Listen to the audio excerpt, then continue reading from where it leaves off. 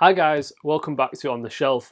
The series that I'm going to review today is right at the front of this queue.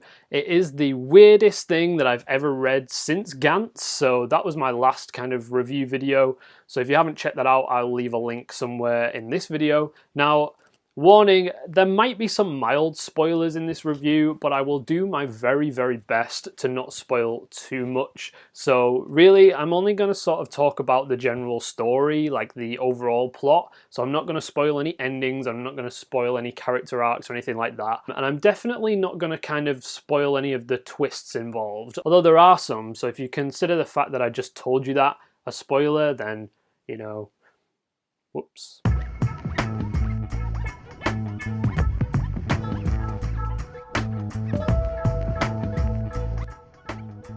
So to give you a kind of spoiler-free synopsis of what the story of Fire Punch is, it's set in a really kind of harsh world that's been shrouded with snow and ice for many, many years. And it's inhabited by some people who have no powers and other people who do have powers, and these people are known as blessed. So because of this, there is a particular legend of a blessed that essentially has covered the world in ice and snow, and that is the reason for everyone's suffering. Now, because of this, there's a whole kind of society that rises up and uses the abilities of the blessed to their benefit. And our main protagonist, known as Agni, is a blessed with regenerative powers. Now, when his village is visited by this kind of military society, they discover that they've actually been eating human flesh to survive. If that puts you off, you've got no chance of continuing with this series, because that is the tip of the iceberg, no pun intended. So yeah, from the get-go, I think this is all in the first chapter.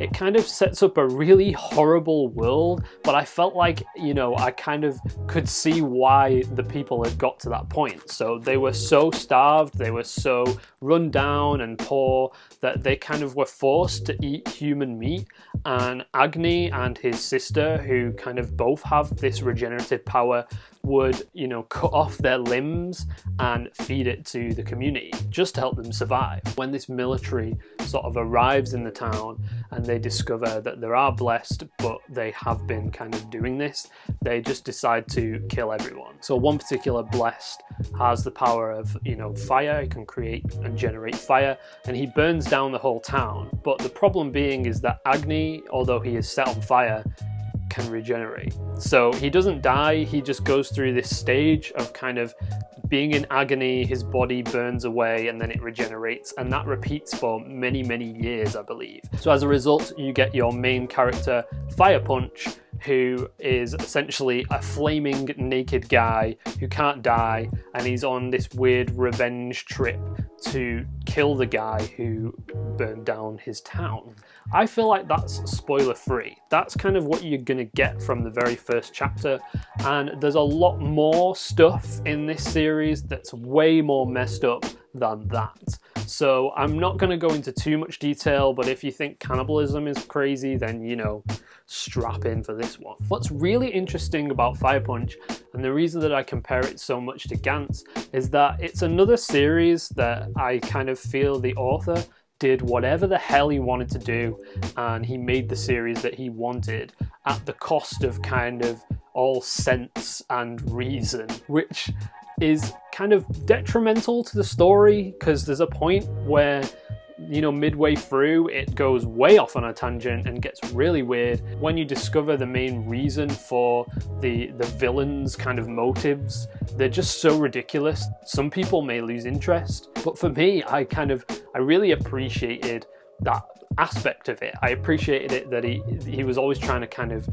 change things up, and if you ever thought it was going to go a certain way and it was going to end in a very cliche manner, you were just way off, and he was going to, you know, turn it on its head at any moment. This in turn makes Fire Punch, albeit a very flawed manga, a really, really compelling one. And to think that it's only 8 volumes, I feel like the amount of story and character development that's packed into this series is just phenomenal. So speaking of the characters in particular, there's quite a few good, interesting characters in Fire Punch that I really like. Agni himself isn't the most interesting. His kind of motives get a little bit weird, and he kind of is a very moody, quiet sort of character.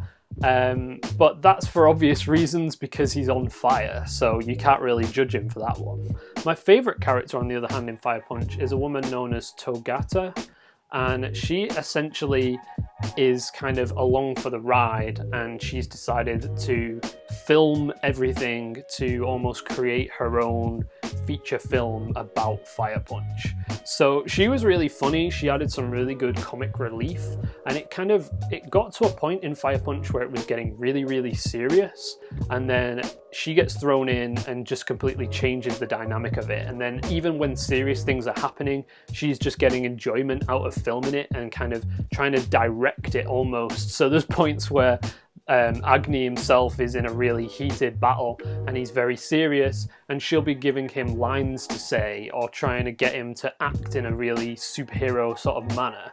And I found her really funny. She's just, you know, I've not really seen a character like her ever. And she's full of like really adult jokes as well. So yeah, this should be obvious by now, but disclaimer, Fire Punch isn't for kids in any way, shape or form. It's a seinen manga, and I mean, I can't be kind of telling you in every video to use your discretion, but with this one, definitely do. So if you've read any Chainsaw Man or, you know, anything by Fujimoto before, I think you'll understand when I say that his artwork is very unique. It's got a real sketchy style to it. It kind of reminds me of a little bit, slightly less refined version of Dorohedoro, in that it seems a little bit, you know, haphazard in the way that things are drawn, but at the same time, that made it really charming. And I think it's some of my favorite art, like in terms of this sort of action type series. In particular, there's some really cool fight scenes later on that take place on top of a van and a car and things like that, and it was so fluid and it was really cool. And the character designs themselves, like, they don't look too samey, which I think, you know, sometimes I think certain creators have issues with making all their characters seem quite diverse, and this one doesn't really have that problem. I think that they all seem really interesting, they all seem very, very compelling, and you want to find out more about them.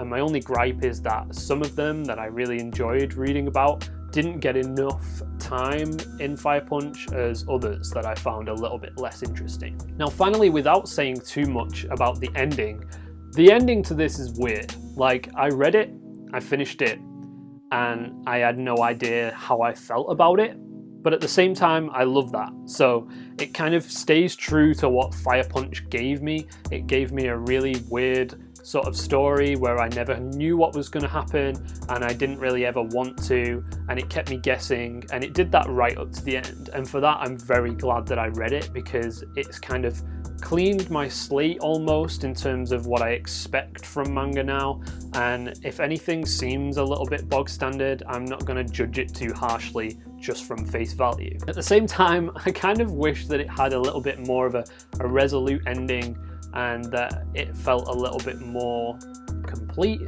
But what can you say? I just have to say, you know, thank you to Fujimoto for creating this piece of art, I suppose, that is so unique and so out there, that I think that even if people don't enjoy the ending, they'll agree that the ride to get there was one of the best things that you probably ever read, if not the most unique. But I think if you're wanting to kind of fill the void that Chainsaw Man has left almost until autumn, then this is definitely your go-to, and I think you won't regret it. Even if you, like I say, you don't really like the ending, it's 8 volumes and 7 out of 8 of them you will love, I guarantee.